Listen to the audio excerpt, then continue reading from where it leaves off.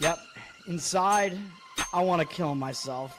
We are on an 0-7 run over the last 2 days. After tonight was just complete bullshit. So that's how I'm going to start off this show. Horrible Sunday, 1-5. I don't even know what to tell you about that. I just don't want to do this anymore. I have never seen anything like this, man. With the slump continuing, 2 straight losses, not a good day at all. 0-4. I just have not had a good season, man. What can this slump that I'm on? The slump continues. I've reached a new peak, actually. With I'm gonna burn my Bruins hat, man. I don't know what is going on with the Bruins. March 8th, is that what it is? I don't even know. It's March 9th, I think. Who even knows, man? I don't know what day it is anymore. I don't even know what day it is anymore, man. Back with you after the worst day that I could possibly have. Back with you, as I always am. Until I die, at least. 0-2 yesterday, and yesterday did not go well for me. 0-5. The worst month that I've ever had in my 18 years doing this. I don't know what to even tell you about this anymore. Broke the slump yesterday as the slump discontinues. The slump continues. Somebody fucking kill me, please. I don't even know what I should do at this point other than potentially end it all.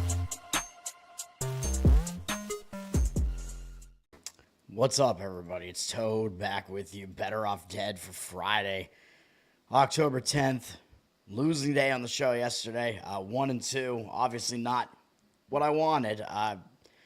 Fairly easily could have been 2-1. I think the Islanders should have won. I don't think they were ever winning in the game, or maybe they were winning really early on. It was a back and forth game. It was tied late in the game. They wound up losing 4-3, but statistically they won that game. I didn't look at the highlights or anything like that, but digging into the stats of the game, they had a high face-off percentage. They had more shots on goal, which wasn't just because they were desperate because they were down multiple goals. That wasn't the case. They were not. So I don't know. I mean, they outstatted Pittsburgh. Pittsburgh sucks. Pittsburgh did go with Jari, whatever the hell his name is, in net, which based on the handicap, I didn't really care which of the goalies they went with. I was just going with them. I thought being a little bit overvalued after the previous game, but that one didn't work out. Winnipeg was a loser, but they had to tease us. It was a close-ish game into the later parts of the game. They were down 2-1. Then all of a sudden, Dallas just exploded, and it was 5-1. Then in the final 10 minutes of the game, Winnipeg, or between 10 and 3 minutes left, Winnipeg put up a bunch of goals and cut it to 5-4. I'm like, how dare you tease me like that? You can't do that, man. Just lose 5-1. Don't cut it to 5-4 and make me think that you're actually going to come back here. But that was a loser. Winnipeg, they got outplayed in the game. That was a bad call by me. So, yeah, fuck me on that one, I guess. And then Vancouver did get us a win to salvage the rest of the day, although it was still not a good day, obviously, a losing day. But 1-2. We're 2-2 in hockey so far. Want to be doing better than that, obviously. I'm distracted right now because there's some fucking beeping noise outside right now, which I think, I don't know, some truck backing. I don't know what the fuck is going on. It is cold out, by the way. Feels like hockey season now. My Bruins, they're 2-0. I don't know how. Well, a home game against Chicago helps. Which, by the way, I forgot to mention, the Bruins have now won 10 straight home openers. They're tied with Toronto for the longest active streak in home openers. They win their home openers, man, for whatever reason. Almost didn't happen. They won in overtime, although they were the better team in the game. I watched the highlights on that one. The first couple goals the Bruins allowed were some real mistakes, just lazy passing in their own end on one of them. And then the other one was just kind of a fluke off of a face-off that looked like it should have gotten whistled dead, and the play continued. I don't know, it was very bizarre, but whatever.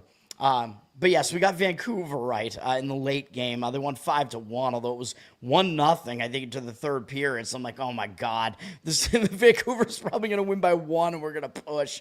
But no, they were able to extend the lead. They probably got some empty net goals at the end to make it look better than it really was, but they were still the better team in the game.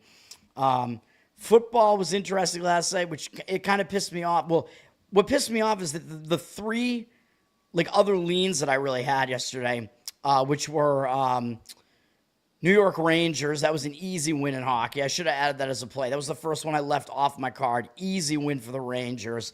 And then football, my only lean that I really had in football was Sam Houston State plus the points.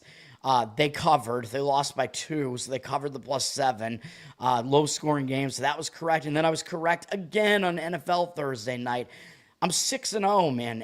NFL Thursday night, I've only given out one play in the NFL. Week 1, I gave out Dallas to cover on the Thursday night, which they did.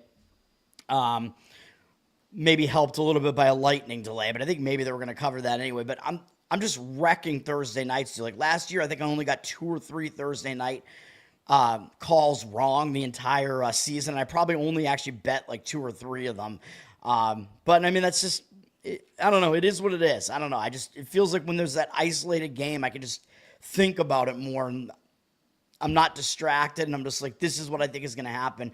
I didn't think the Giants were going to win outright that convincingly though. That was wild, dude. It was a back and forth game in the early parts of the game, but the Giants did get 2 early touchdowns and you're thinking, man, I mean, they look like a completely different team with Dart and Scadaboo out there versus, Russell Wilson being out there. I mean, Russell Wilson is done, dude. Like, I don't know what else to say about that. And he was in the game briefly last night because Jackson Dart got hurt. And Brian Daboll, the coach, was, like, flipping out, like, having coaches go into the tent where Dart was like, get him back out on the field. Like, we can't do this. Dart, he's still got to get himself down more than he does, man. Like, he's still, like, running, like, head first into defenders. He should probably not do that. He only did it, like, one time that I really noticed last night. I didn't watch the whole game. I watched some of it, but yeah, I don't know, man. But Dart, I mean, he just brings a completely different atmosphere, vibe to that team, man. 2 early touchdowns from him, and then it was the Scadaboo show for the rest of the game, partially because they were winning the game. So obviously, if you're winning the game and you're succeeding at running the football, obviously you're going to continue to run the football, and that's what they were doing. And it takes the load off of Dart a little bit too. It was a good game all around for the Giants, man. It's just a completely different team. Although I'm going to be looking to probably go against them in their next game because that was just such a huge game, beating the Eagles in primetime. Eagles probably not as good as what they were last year, though, because they did lose like half of their defense from last year. Their offense appears to be struggling. The tush-push doesn't work anymore. They had that series where they ran 4 straight tush-pushes. It's like, what the fuck are you doing, dude? Ban the tush-push. Let's get into today's games, man. I don't want to rant too much, although I think the opening rants are hopefully they provide some entertainment value here. I know I'm a little bit early today, too, but I'm going to get this show done, and then I'll be back tonight for college football. Let's go to the breakdown. I don't have any plays for Friday, man. It's a small card. There's no hockey. Hockey resumes tomorrow with most teams playing tomorrow. Saturday's usually a big hockey day, I'm pretty sure. So usually Sunday's light, and I think Friday tends to be a bit light as well. But we do have WNBA is where we'll start. I know it was just on college football, but WNBA continues, even though I thought these were 5-game series in the WNBA finals here, but they're actually 7-game series. Las Vegas, obviously they're going to win. I mean, they're up 3-0 here. I don't think there's any question about this. I mean, I don't know how long WNBA's even had 7-game finals, but the stats are probably like non-existent about whether teams blow a 3-0 lead, but it's not going to happen. And as you can see here, Vegas is a 3-point favorite, up from a 1.5 to a 3 here. 59% of tickets, 71% of the cash on them. So the money also coming in on Vegas. And if you remember, in Game 3, I did lay the points with Phoenix at -3.5, and they were up to 4.5 when the game went off. So why is the line 7.5 points different here? I mean, part of it is because when a team goes down 0-3, sometimes they do pack it in. So sometimes you'll see that line shift to that team that went up 3-0, but not by this extent. So the reason for most of the line move here is actually because there's an injury. Phoenix, Sabali, whoever you pronounce her name, she's the best player on Phoenix, and she's injured.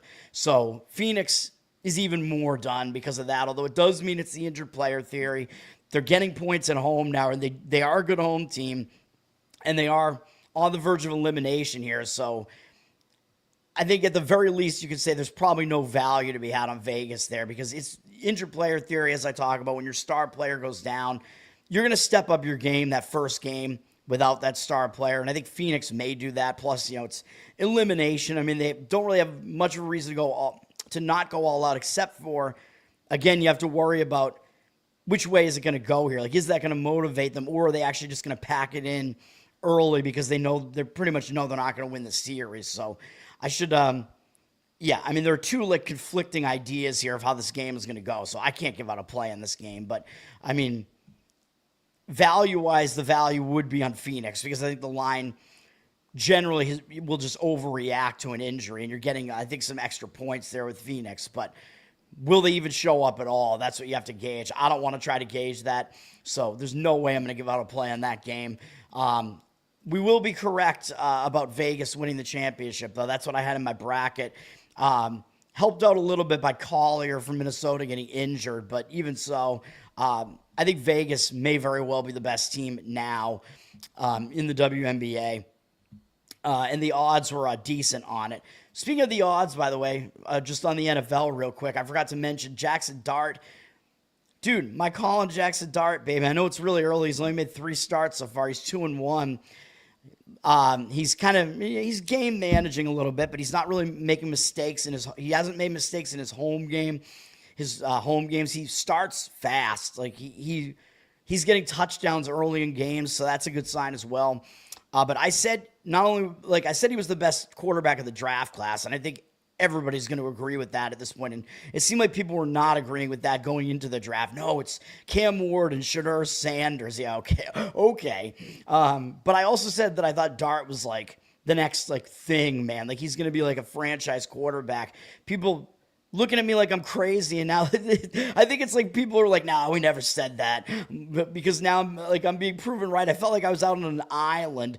I don't know, man. Yeah, I mean, most people were not saying what I was saying, and Dart was like 350-1 to win the Offensive Rookie of the Year at the start of the season.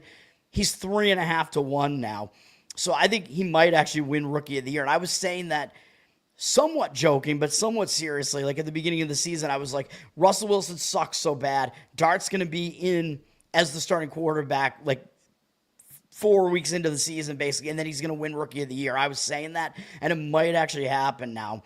350-1, you would have gotten great odds on that because he's now 3.5-1, and the only guy with better odds right now to win the Offensive Rookie of the Year is Egbuka.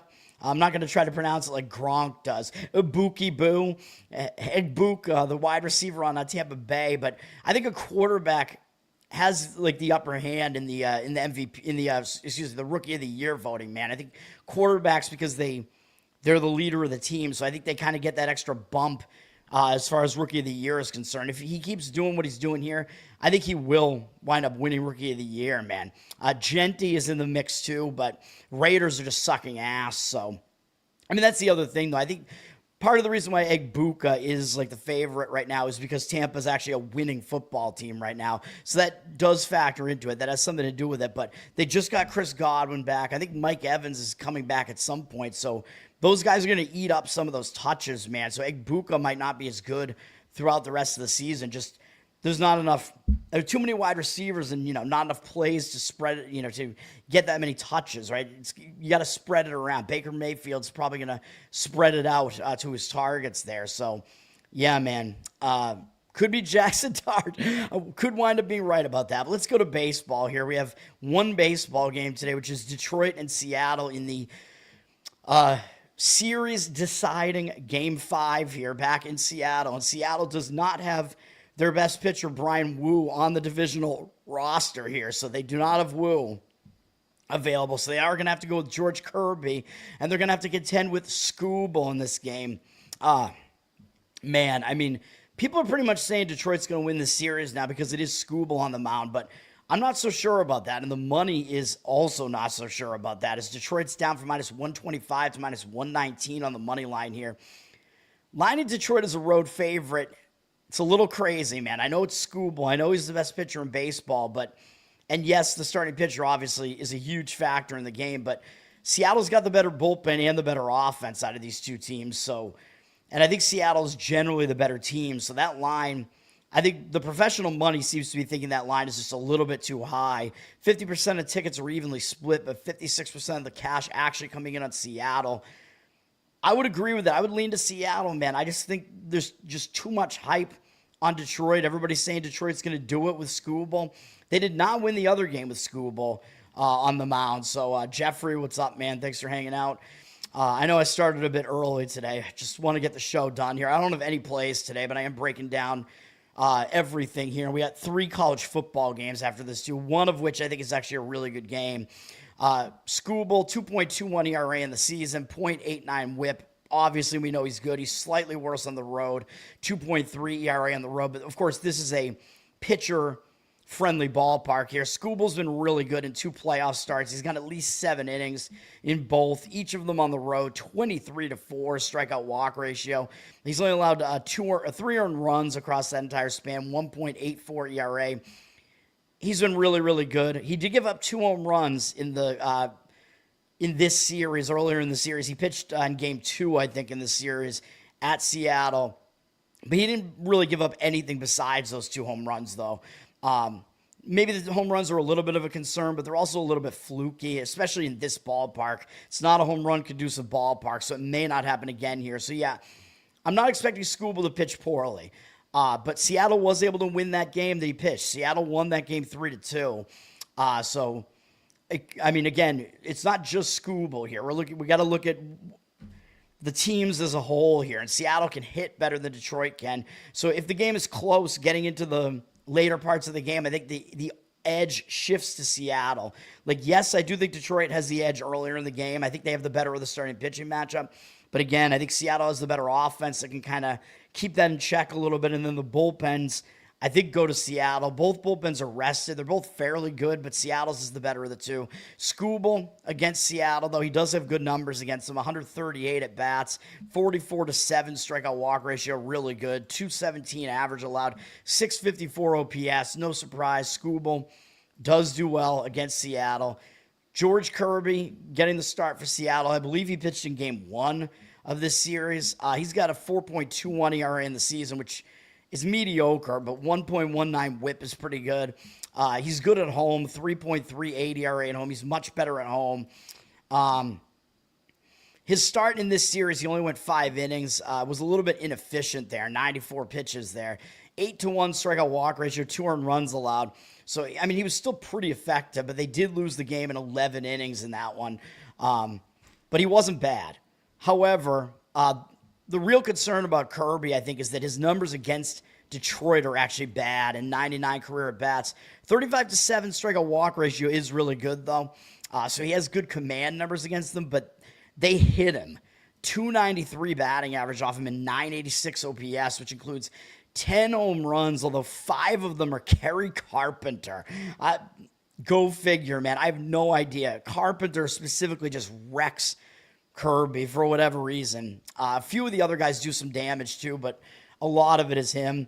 So if Kirby's able to pitch around him, which he doesn't have any walks against him, which is weird, but if Kirby can somehow avoid Carpenter, he might wind up still doing okay. I mean, he did okay in the first game of the series, so I'm not exactly expecting him to do badly, but yeah, I just can't do it, man. I'm going to lean to Seattle in this game overall.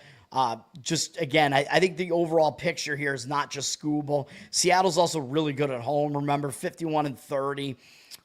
Detroit, 41-40 on the road this year. So Seattle does have a home advantage here, although I know these teams have split home and road in this series. Both teams are 1-1 in their home ballparks in the series. So, I mean, really anything could happen. It's probably going to be a low-scoring game, but when it's a low-scoring game, you kind of want to look towards the underdog as well, because it means it basically becomes a toss-up, so you're getting value playing the underdog just because of that. And this is a low total, man. 5.5 juice to the over. So even though I do think it's going to be a low-scoring game here, there's no way that I could go under 5.5, man. And I know I actually listened to some guys talking about the 6.5 total number in Major League Baseball. Last night I was listening to some stats on it, and I guess actually it is a winning bet over the last 9 seasons. I guess 8 of the 9 seasons, if you played under all MLB totals that close 6.5, you'd actually win money, which is crazy because 7 is the key number. I think it's that like mind fuck thing where it's like you don't want to go under the 6.5 because it's low. And I just kind of have a rule where I never want to do it because it's not the best of the key number, but maybe I should in some cases. But 5.5, I mean, it's because it's a playoff game. That is a ridiculously low total. Playoff game in a pitcher-friendly ballpark. Yeah, I mean, I do expect it to be a low-scoring game, but, man, that's crazy. But if I was going to play the game, I would take a shot with Seattle, full game money line. Nate, what's up, man? Thanks for hanging out. Even though, yes, I do think Skubal has the upper hand there over Kirby. If you do want to play Detroit, I would do it in the first 5 innings. But you might have to pay a little bit more of a price for it. So it's a little bit pricey to do that. So I do think the value lies with Seattle. And, of course, I have Seattle winning the whole thing in my bracket, which may not happen. I just don't think Detroit is that good of a team, man. I think they were a little bit overperformed at the beginning of the season. I think Seattle is the more balanced team, which is part of the reason why I went with them.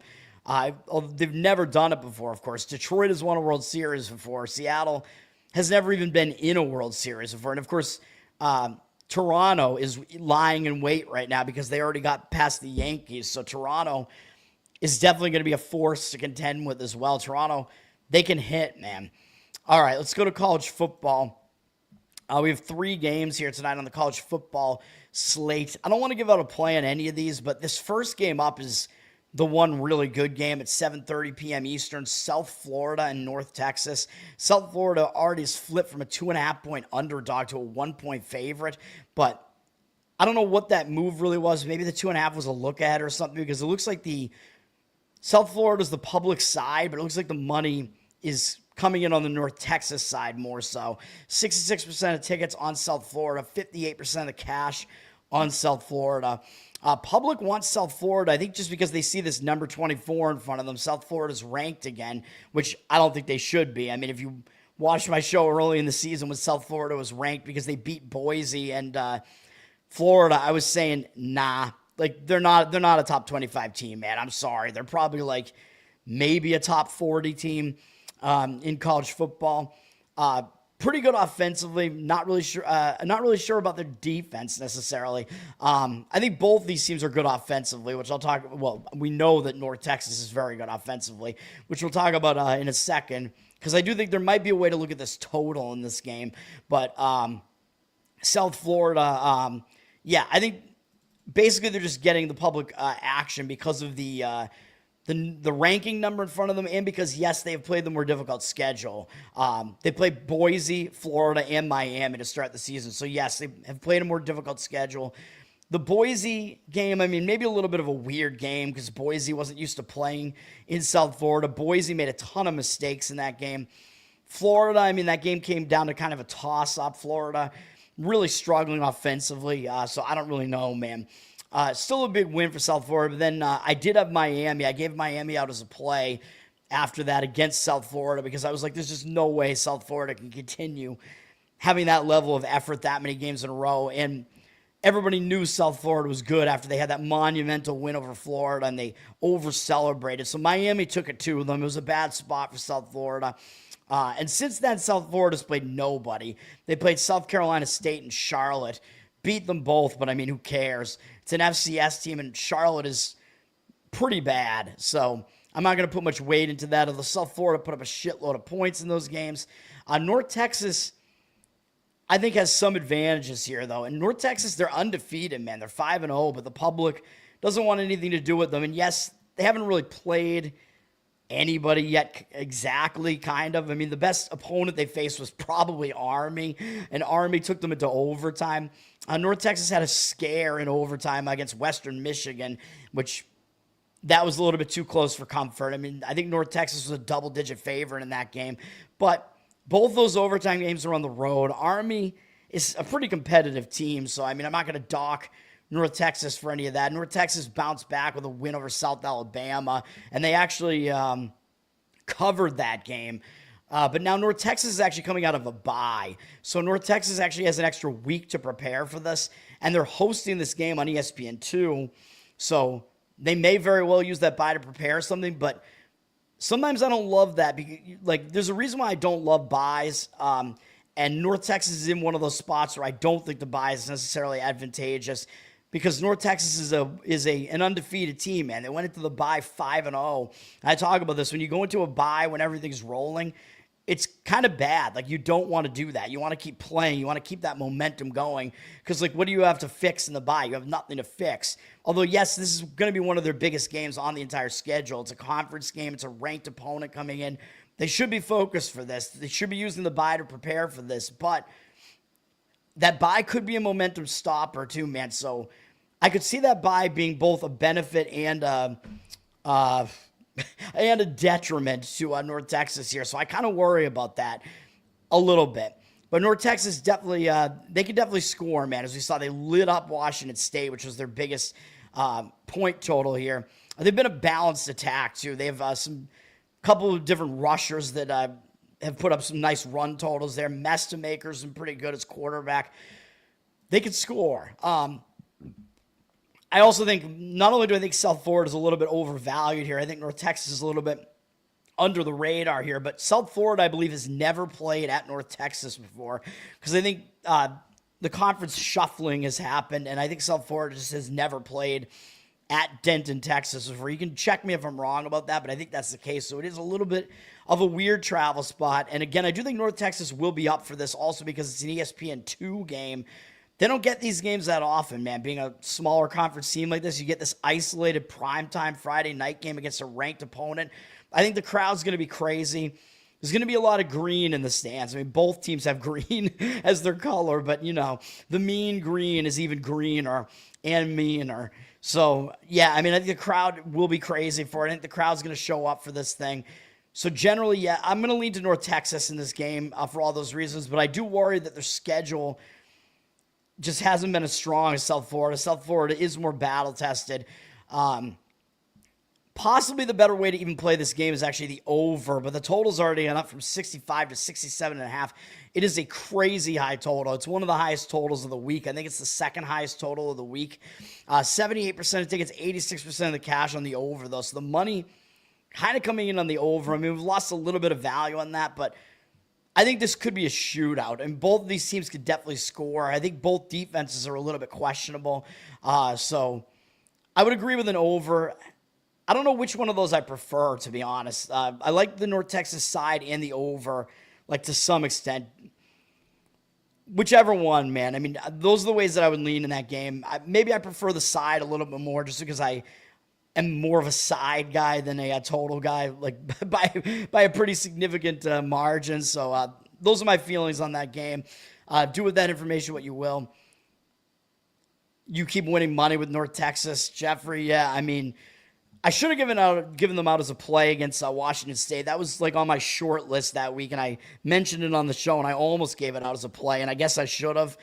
North Texas, yeah, they're still under the radar, man. They're a good team.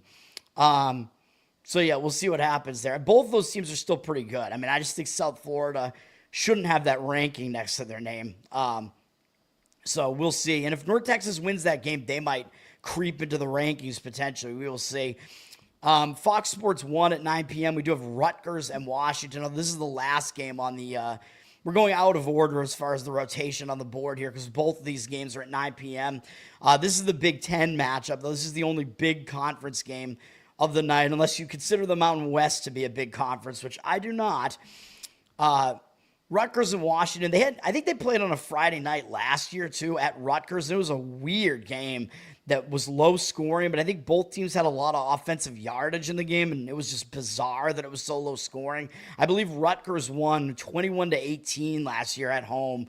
Very, very strange game. But Rutgers now has to fly to the Pacific Coast to face Washington, so right off the bat, I'm thinking that's not exactly a great spot for Rutgers. Rutgers coming into this game, though, they're coming out of a bye. So I think this is an advantageous bye. So maybe that'll actually help with the travel a little bit, although the travel is still a concern because they have not played further west than the Central Time Zone yet this entire season. They played their first 4 games at home in New Jersey, and then they went and they played at Minnesota, and they lost by 3 points against a pretty mediocre Minnesota team. They did go into a bye after that, though. So they went into a bye on a losing note. And I think when that happens, you use the bye to your advantage and you fix what's wrong. So I think the bye came at a good time for Rutgers, and it's going to help them with the travel. Maybe they'll get out there a little bit early and adjust to the time zone or whatever. Rutgers, they'll be hungry at least, looking for a win. The bye might help them, but it's going to be a weird environment for them having to go out there for a night game on the Pacific Coast. I talk about that. East Coast teams going out to the Pacific Coast. I know Rutgers, I'm assuming they had to do that at least once or twice last year, but it's still not something they're used to. It can fuck with your biological clock because you're playing late at night based on your biological clock. So I worry about that. And I also worry about Rutgers just as far as their schedule. Like, they beat two MAC teams, Ohio and Miami, Ohio. And Ohio is fairly good for a MAC team. At least Miami, Ohio is not good. And then Norfolk State it was the other team they beat, an FCS team, so not impressive there. And then they lost both Big Ten matchups so far against Iowa, and Iowa's a pretty solid team. And then Minnesota, who's not as good as Iowa. So not great performances from Rutgers there. Rutgers' defense is a bit questionable here, man. You kind of think of them as more of a defensive team, but this year they're kind of more of an offensive team with Kali Akmana, so they do most of their damage with him through the air. So they're a little bit one-dimensional, and this Washington team is pretty solid, and they're pretty under the radar right now. They're 4-1. I know they haven't really had a particularly difficult schedule either. I mean, obviously Ohio State is very difficult. They played pretty well in that Ohio State game. They lost at home 24-6. It was a weird spot for Ohio State. I thought Washington might cover in that game because Ohio State had to go out to the Pacific Coast. Didn't like the spot. But other than that, Washington hasn't really shown a whole lot, beating Colorado State, UC Davis, Washington State, and Maryland. I mean, none of those teams are that good.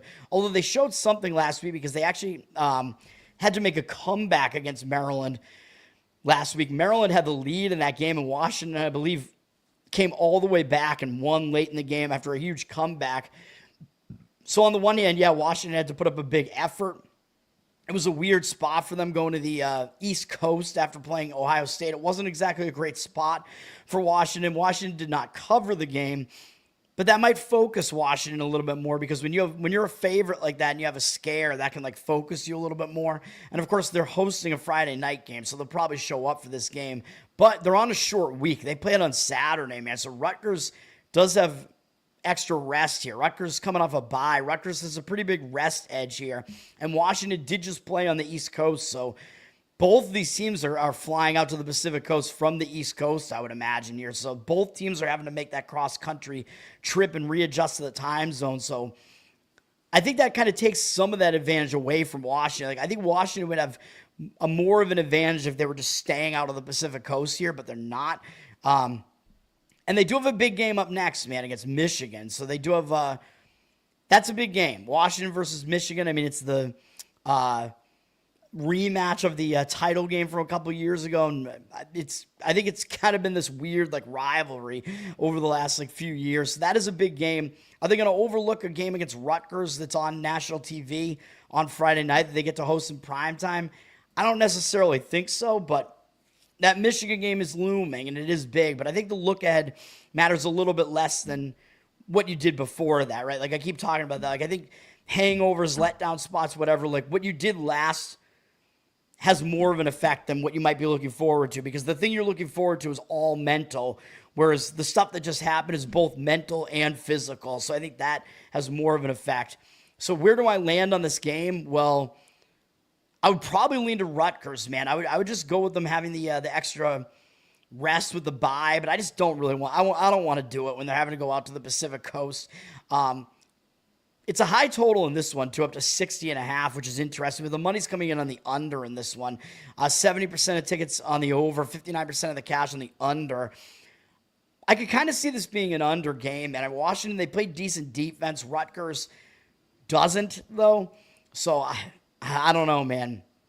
It's kind of a contrast of styles here where, yeah, Washington plays better defense. Rutgers is more on the offensive side of things, which usually I like to go with the team that plays the better defense usually, but not when you're laying 10.5 points. And in a spot like this, Washington on a short week, Rutgers has more than a week extra rest here. Both teams are having to go East Coast back to West Coast. Yeah, I mean, I think Rutgers is the way that I would lean on the side there. Washington is public, 87% of tickets and cash, laying 10.5. I mean, if you're going to play the game, I'd probably take the shot with Rutgers plus the points, but it's certainly not going to be a play for me. I mean, I am rarely going to want to play one of those road teams in one of those weird travel like environment spots like that, so I don't love it, obviously. That's all right, Jordan. Congratulations on the new job. I probably need one. Maybe I should just start betting. I'm also thinking about changing the name of this show because the SEO just sucks with Better Off Dead. I know it's a clever name, but my dad jokes and puns can only get me so far. I think I might need to change the name of the show, but then I would need new visuals and stuff, new logos and stuff. I don't know, man. I got to figure something out. And then finally, we also have Fresno State and Colorado State on CBS Sports, also at 9 p.m. This Mountain West matchup here. Colorado State is bad, dude. They're bad. People remember them being fairly good. They've been to a lot of bowls in the last couple of decades, but they're not very good right now. Fresno, surprisingly, is actually looking fairly good this year. Like, I didn't think they were that good. They got blown out in week 0, I believe, against Kansas, which was not a good sign. But Fresno, they've kind of adapted pretty quickly, man. They have Kurt Warner's son is their quarterback there, E.J. Warner, one of his sons. I don't know if he's necessarily that good, and he's new. He was new to this system coming in here. I think they brought him over from, I forget what other school he came over from. But he's adapted pretty quickly, and Fresno, the thing about that is they've taken the load off of Warner because they can run the football, man. This Fresno rushing attack has been pretty good, and their defense has actually been pretty solid, too, surprisingly. So Fresno, they're looking like they're going to contend for the Mountain West here, man. Like, I think it's going to actually come down to Fresno and Boise. I mean, we'll talk about UNLV for Saturday. I'll talk about them tonight probably, and I have some things that I didn't say about that Miami, Ohio play against UNLV that I will talk about tonight because I didn't even realize how screwed I got on that loss on Miami, Ohio. But UNLV, I think they're a total fraud, which we'll talk about later tonight. San Diego State, I just don't think they're that good either. I know the record looks okay right now, but Boise's playing a more difficult schedule. Boise's still the team to beat in this conference, in my opinion, but Fresno, I think, is in the mix right now. And Fresno has shown something here, man, with the fact that they were able to win road games in Corvallis against Oregon State. I know Oregon State's not that good, but that's still not an easy place to play. And then they went out to Hawaii and beat Hawaii out on the island in Hawaii. So that's a pretty decent sign, too, although I know not those teams aren't necessarily that good. Hawaii's kind of on the upswing, though. Hawaii might be a bowl team this year. And other than that, yeah, Fresno, they beat Georgia Southern, who's an FCS team, and Nevada. I mean, those teams are not very good. Those 3 teams are all pretty bad. But Fresno, I mean, they're still looking like they're not that bad. But now, yes, they do have to go into elevation here. Although the other travel spots wound up being okay for them. But elevation may be a little bit of a different thing, although I think they're used to it because they're in the Mountain West here. So Colorado State, both of these teams have been in the Mountain West for a while, but it's still a little bit of a weird spot. It gets a little bit tricky whenever you have to go to Colorado State or Wyoming, just because they're at high elevation. You're going into the mountains there, maybe Utah State as well.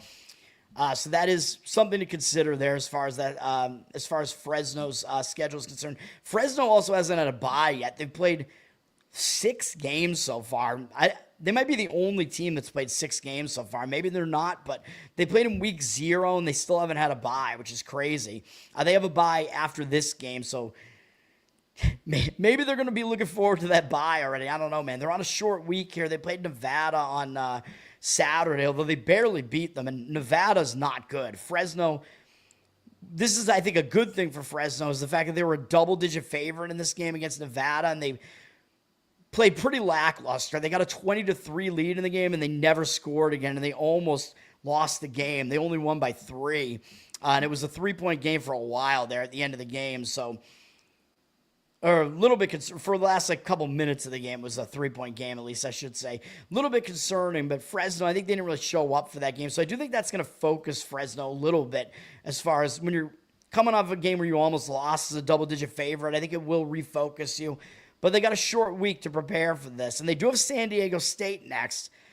So it could actually be a little bit of a look ahead, although I know it's after a bye. But San Diego State is playing well so far, although I think their schedule's been weak. Colorado State, it's possible Colorado State is not going to attract much attention here because they're sitting at 1-4. They haven't played a particularly difficult schedule, though. I mean, they played at Washington. That was their most difficult game. They did lose a road game last time out against San Diego State, who is at least playing well right now. Doesn't look good that they lost to UTSA, although UTSA is a bit on the upswing, although that was Colorado State at home, so maybe still not great. And then they did lose to Washington State, who's probably not that good this year, so I don't know.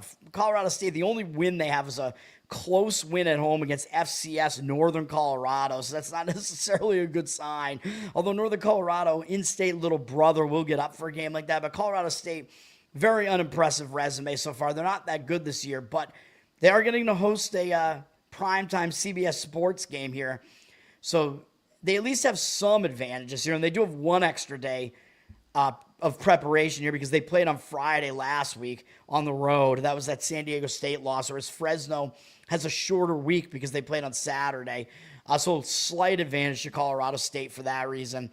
Colorado State also changed quarterbacks, it looks like. I don't know if Fowler Nicolosi got hurt or if he just wasn't getting the job done, but they switched over to Brousseau. I mean, the numbers out of their quarterback haven't really changed much, though, so I don't know if that's really going to have that much of an effect, and they lost both those games anyway, but we'll see, man. It looks like their rushing attack maybe got a little bit better over the last couple of games. We'll see, though.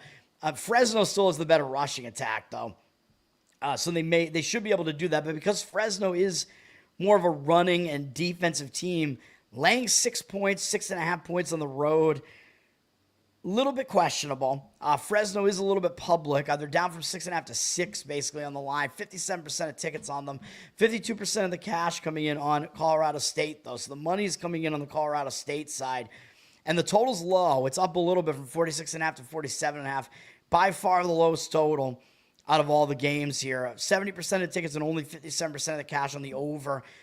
I wouldn't really disagree with an under in this one either, though, because Colorado State, I mean, they're just a struggling team. Their offense isn't very good. And Fresno, if they're going to run the ball, it's going to shorten the game, man. You know, it's going to slow the game down, so you might see fewer offensive plays, fewer possessions in this game. And Fresno likes to play defense, so I could see this being an ugly game, a low-scoring game. I mean, that would make sense to me. So under might be worth a look, but because it may be a low-scoring game, I think it's going to be difficult for Fresno to ask them to cover that number there. So I would lean to Colorado State plus the points as well, but a little bit tricky. I mean, out of all these games here, man, it's difficult to even say like what I like the best out of any of these games because I don't love any of it. So, I mean, obviously I'm not giving out a play on any of these, but hopefully that's helpful. I mean, those are my thoughts on all those games, at least. When I came into this, I was thinking North Texas would be my strongest lean, the North Texas side out of all these games.